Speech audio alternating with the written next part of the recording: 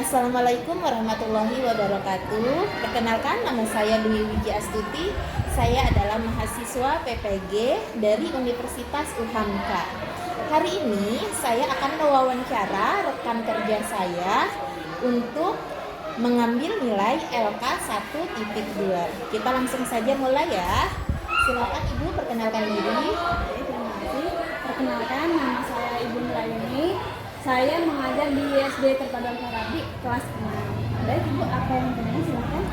Terima kasih atas waktunya sebelumnya Ibu. Yang ingin saya tanyakan adalah, menurut Ibu, apakah faktor penyebab media pembelajaran yang digunakan belum menarik dan tidak berbasis teknologi? Silahkan Ibu memberikan masukannya. Terima kasih Bu untuk pertanyaannya. Saya akan menjawab dengan pengalaman saya Bu ya. Iya. Pemanfaatan media itu sangat penting Bu dalam belajar. Kenapa? Karena dengan media teknologi ya, kita akan memberikan soal yang berbeda di kelas. Jadi anak-anak lebih senang, lebih cenderung interaktif.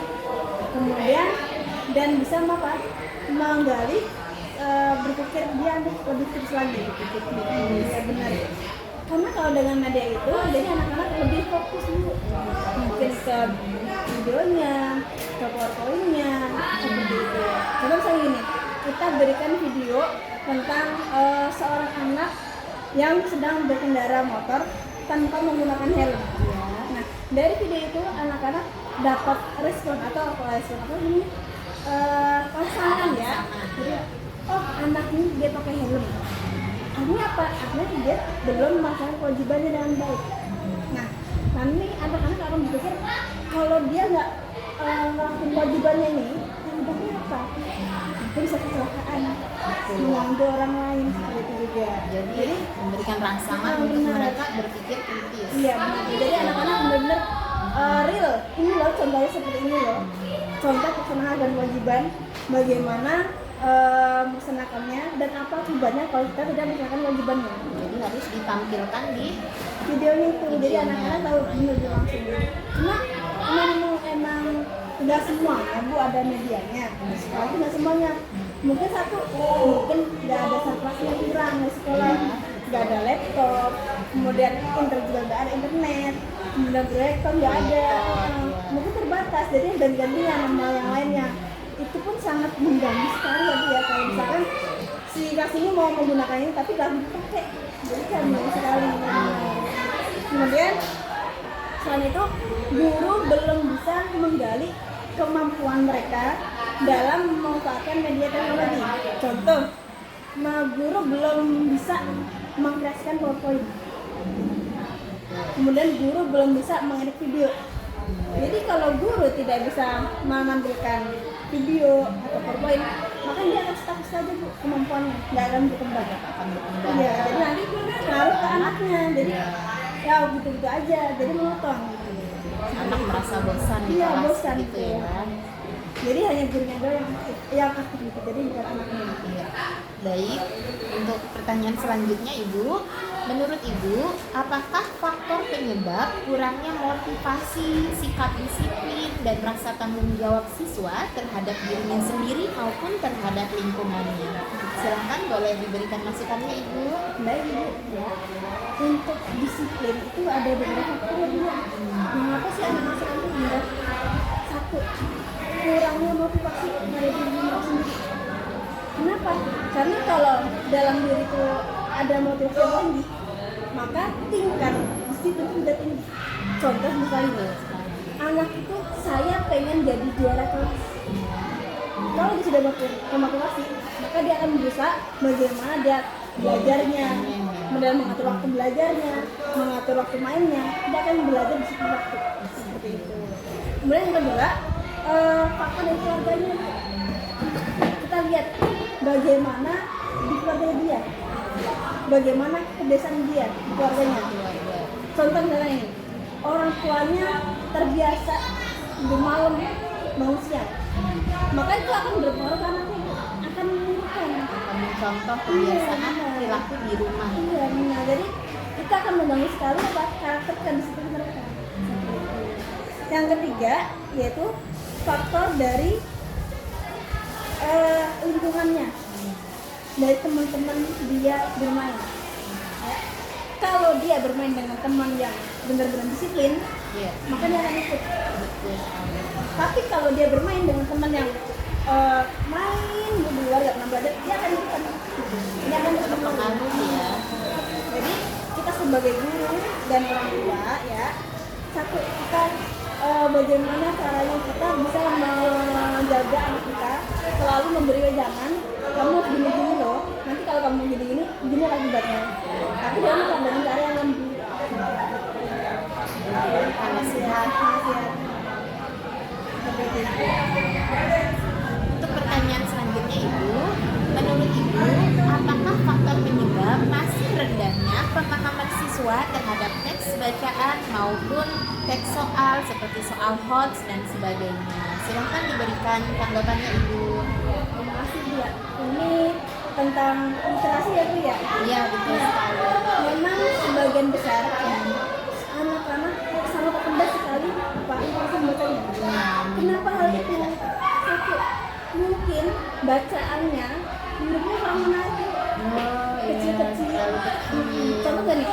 Kelas 1 diberi buku cerita dengan urutan kecil, dia akan kesulitan membacanya.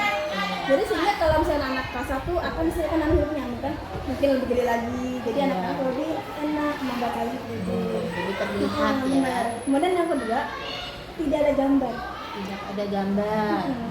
Padahal nih anak-anak sekarang tuh lebih suka melihat gambar secara langsung. Kenapa? Karena itu akan merangsang imajinasi mereka. Ada ikonnya. Benar. Jadi kalau ada tulisan dan ada gambar itu sangat bagus sekali buat apa? Buat memancing dia supaya berimajinasi, lebih memahami apa alur seperti itu. Kemudian yang ketiga, warna Bu. Warna. Jadi penting juga ya warna ya. Jadi kalau ada buku cerita dengan warna yang menarik, maka apa? Mata mereka akan tertuju. Wah, ini keren banget nih. Ada kolom buku hijau. dongeng, buku kayak di majalah seperti itu. Iya benar itu. Jadi anak-anak lebih semangat dalam membacanya. Kemudian yang kedua, kenapa anak-anak sekarang itu lebih rendah dalam misal selama MTK ya? Betul. Nah, kenapa seperti itu? Satu, mungkin atau bukan banget benar ya ini ya, benar ya. Anak rendah dalam membacanya. Hanya sekedar membaca tapi apa? Tidak menyimak, tidak memahami isi bacanya apa. Konteksnya. Iya. Kemudian yang kedua tuh apa? Dia tidak memahami kata kunci.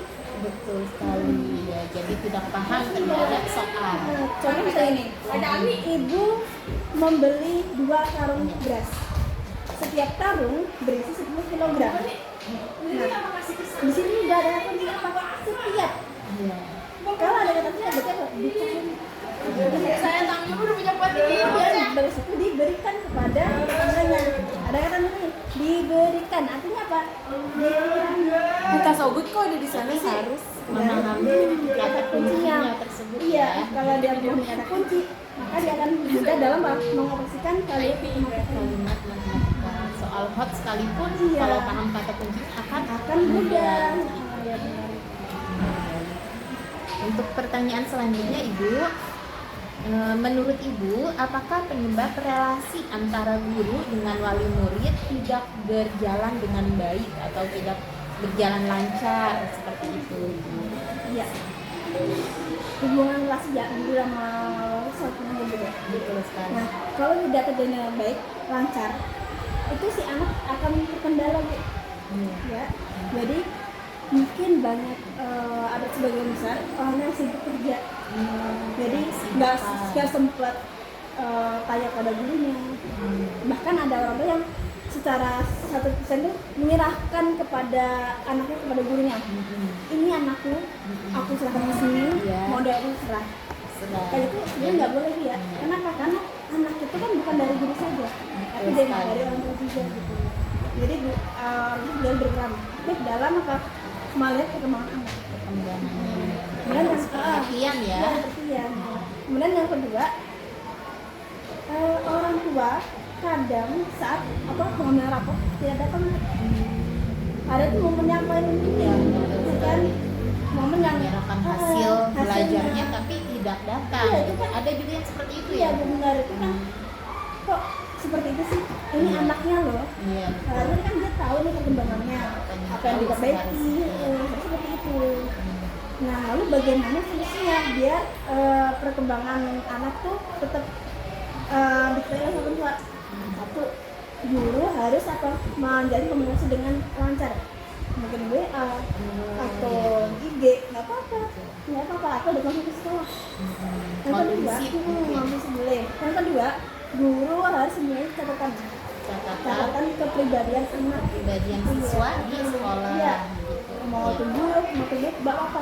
Contoh misalnya anak hari ini sudah mengerjakan PR dengan bagus, laporkan. Bisa apa jadi lapor kepada orang, oh anakku ada perkembangan. Iya. Kemudian dengan hari ini anak ini tidak mengerjakan PR, jadi dilaporkan ke guru atau orang tua, oh anakku pada hari ini nggak ada PR. Ini sebenarnya nih, mungkin nanti anak akan diskusi Dilaporkannya melalui WA atau apa ini? bebas, ya juga boleh. Kemudian nanti kalau ketemu langsung juga bisa. Pas ambil rapot boleh. Dan itu bisa membantu mendekatkan relasi guru dengan orang tua ya Bu. Baik. Dan ini ada satu lagi Bu, pertanyaan terakhir. Menurut Ibu, apakah faktor penyebab metode pembelajaran yang digunakan belum kreatif dan belum inovatif? Silahkan Ibu dijawab. Baik Ibu, ya mengapa guru sekarang tuh belum bisa mengembangkan metode yang kreatif? Satu, itu yang paling penting. Guru tidak menyiapkan RPP. Jadi RPP kunci utama ya Bu. Iya. Gimana kita mau ngajar kalau kita Iya. tidak ada persiapan? Betul sekali. Ya kan? Setuju. Kan kalau kita nyimpan RPP direncanakan, oh kita materi ini dengan metode ini loh. Iya. Jadi kita lebih bisa mengarahkan. Kita menggunakan apa nih? Kayak gini, kita ingin bertempur nih. Kita punya senjata apa? Iya. Ya kan? Kalau kita punya senjata, kita bisa bertempur. Seperti hal yang ngajar. Kalau kita punya rencana, ini loh yang akan kita ajarin pada anak. Kita lebih Jadi sudah ada gambaran ada nanti, gambarannya. tidak cuman ngasih tugas aja gitu Iya ya. benar. Kemudian yang kedua itu, guru kadang lebih sering menggunakan metode ceramah. Metode ceramah. Jadi kenapa? Karena bagi si guru itu mungkin lebih efektif. Kenapa? Karena dua anak akan mendengarkan agar lebih fokus. Gitu. Tapi itu hal yang salah. Kenapa? Karena di abad sekarang ini ya, pembelajaran harus bersifat student center. Kenapa? Student center.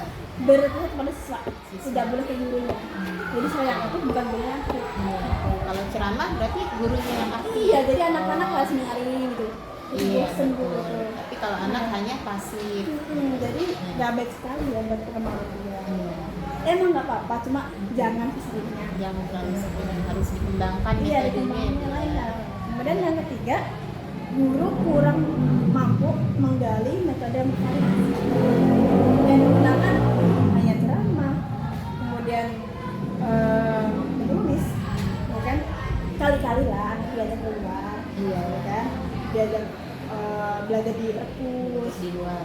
kemudian metode menggunakan diskusi dengan teman-temannya, debat, presentasi itu lebih menyenangkan kan. Jadi anak-anak lebih punya peluang nih.